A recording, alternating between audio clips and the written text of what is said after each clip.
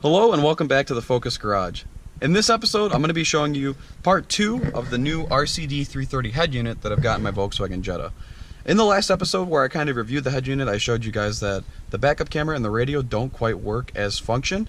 So I'm going to show you in this video how to actually remove this head unit, and then I'm going to try to address those issues. So let's get started on that. Alright, so this worked last time. I'll probably break everything now because the video is rolling. If you can kind of stick your fingers in here, you can peel right up on that. So all this trim will just kind of come right out there. Wow, that actually worked flawlessly. That's pretty easy. So that's really easy. A lot of people on YouTube will show you like you got to trim a credit card tool in either side, or something small in there, and then they have gouging the dashboard and everything. Literally right on the bottom here where the climate control is, I was able to wedge my fingers in and push forwards. And then obviously you can see the clips are all here. It popped right off with absolutely no issues. So that's nice, easy, convenient. I'll go ahead and leave this out of the way up here. To remove the actual head unit from the car, you've got 4 screws along the outside here. These are T20s. I'm gonna go grab that bit, and then we'll be right back here to kind of show you how those pull out. All right, so all you need to do to take these screws out is a T20 screwdriver or a socket bit. So I'm gonna go ahead and pull these 4 screws out, and then the whole head unit should come out.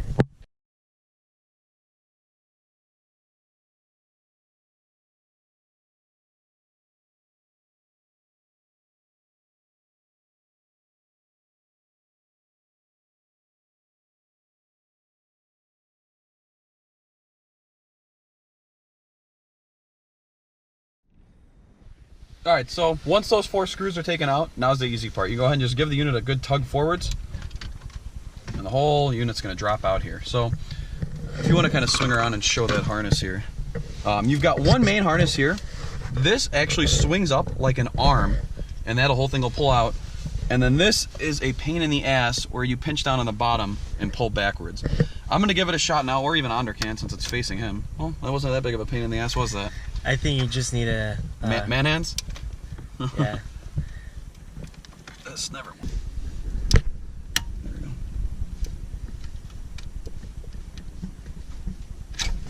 Okay. Cool. So maybe we should show that how you did it. Alright, so now that we got the unit out of the car, literally what I was trying to do is this. Damn, this is a bitch. It pops up easier on the left-hand side for whatever reason. So yeah, the whole thing pops back there. Oh, it does have a kind of like a mechanism where... Right here, right? In the middle. You just get a hold of it. Kind of locks on that. So yeah, if you press down the middle tab there, you can swivel that a lot easier. So that's going to cover that. We can actually keep the camera rolling here to show you the next part. So if you take a look at this piece here, this is what I'm actually going to switch out. This is what I'm going to switch out if I can remember how that popped in there. I gotta creak the door open a little bit. Yeah, no problem. As you die. I think this was... Because... I guess we'll pull it. Here's the difference with the connectors. So with the stereo, I received this connector. You can see it's one wire mating into 2 wires here. This is a factory connection. This is what came off of it. The proper connection should retain both wires and then split into 1 wire. So what was happening is I was getting dual signal and it was being cut down right away. Whereas with this allows the 2 signals to continue into the 1 wire. So this should allow me to retain the functionality of my radio. What was it? So it slides, right? Slides back, yeah. Jesus Christ. So you want... Yeah, let's... When you plugged it in, so this side was in, this side was out. So okay. It broke anyway. Okay. So yeah, so those that aren't looking here, so this connector gave us a lot of trouble. Go ahead and show us how to properly do that. So you pull it from this clear tab back, and then... And it just pulls apart. It should. There you go. So it's just a pop lock tab. Yeah. No need to use a screwdriver or anything like that. It just slides backwards and then comes apart. Cool. So we're gonna put the new tab. Yep, so here's the new harness.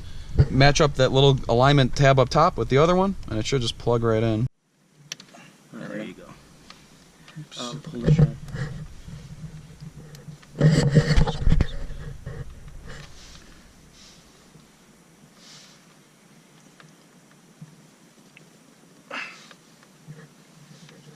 As long as it makes contact, it should be fine. Yeah, there you go. That's probably in. Okay. So that's going to cover that connector there. This whole piece is now connected, so when I plug in the stereo, this should go into the head unit now, and that should allow me to have AM/FM radio. We'll see. Alright, so now that we've got the radio portion figured out, we want to go ahead and get this reverse camera working. From all the research we did online, the really only surefire way to get this working is to run a signal wire to the reverse camera at the back of the car. So, you've got to take this panel off to access it. There's going to be 2 T20 screws in each of these handles here. I don't know if you can get a good light up on that. I got that. There's one there and one here. There's 2 pull handles. They go right up in there. Pretty much what you do is take those screws out and then pull like hell. I've already taken this out and I don't want to put it back in a second time, so you just pull down really hard, straight down, and you can see there's just metal clips along the outside here. You pull those out and that gets you access to what you need. So we've already done the liberty of testing the wires here. On this particular car, this is a 2015 Jetta, we're going to be tapping into the yellow wire. This is your reverse camera plug right here. If you follow it, you can see it right up in here. This is the harness that we're going with. It's just going to be the yellow wire there. And what we'll have to do essentially is we're going to tap into this yellow wire. I'm going to use, let me grab that real quick here, an alligator style clip here. You put both wires in and squeeze this guy down. I'm going to use that to kind of cut into this. And you're going to have to run this wire down through the trunk, inside here, through to the rest of the car. So we're going to kind of get started on that, connect the wire up there, route it through the trunk, and run it all the way into the stereo. So we'll get started with that, and we'll check back in with you in a few. Alright, so what we ended up doing, like we told you guys, is we tapped right into here, into the yellow wire for the signal, fished the cable through the trunk, popped it out through this grommet here, followed the factory wiring harness, down and in through the car, and we literally ran the wire all the way from the back seat to the front of the car, where we stuck it up here through the fuse box panel and then ran it into the car through the head unit. We're going to meet you around inside the car in a second here and show you what we had to do in there. Alright, so inside the car here, this is where we've got to do a little bit of wiring. Just 3 simple switches. The control module we've got here, it's going to have 3 wires you can connect coming off of it. There's going to be a ground, which you can tap into the brown wire on the lowermost half of the OBD connector here, or the CAN bus connector, excuse me. It's going to be parallel to this red wire here. It's going to be very difficult to see, but if you get a wiring pin out, it's very easy. There's 2 wires here, there's a red and a brown. So your brown's going to be your ground, your red's going to be your power, and then the yellow wire coming off, that's the signal wire. We tap that into the reverse camera at the back of the car. Other than that, it's pretty much plug and play. You do have to swap out this bottom connector here in the car. The light's washing it out. It is blue. It's going to be, if you're sitting in the car on your right hand side, you pop out this connector and the provided adapter that'll come with your RCD330 goes in here. So you pop your new connector with your RCA connection into that, and then it allows you to run the backup camera signal and the power right into your OEM head unit. The car will be smart enough to, when you put it in reverse, it'll go ahead and trigger the reverse mode on the camera, so the camera will know that you're in reverse, and it'll show everything that you need to know there. So once you kind of figure it out, it is simple. Just one more overview of what we kind of did is for power, obviously we use the red wire. Show you the front side of it here. These 2 bottom ones, that's power and ground there. It may be swapped on your car, but follow them in the back.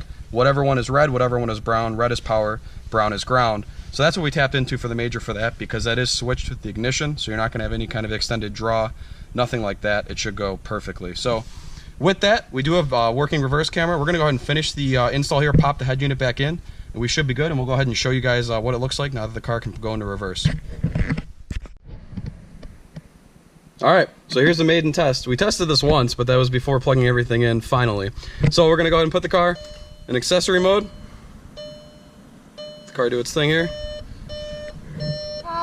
Head unit's got power, which is good. Alright, here we go. Reverse.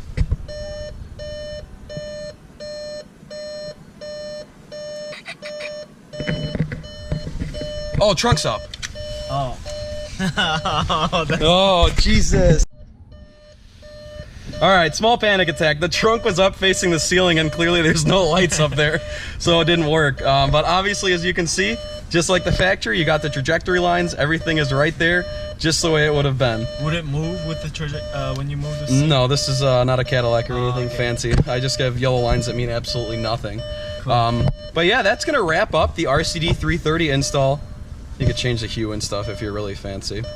But that's going to wrap up the RCD330 install in my 2015 Jetta. So now it is fully functional. We've got radio, as you can see here, and then working backup camera. I will list the 2 adapters that I purchased to make them work. Very cheap. So yeah, if you do have any questions, let us know. But don't ask too many questions because I don't ever want to talk about this again, and I'm sick of playing with it. But thanks again for watching. We'll catch you guys in the next one.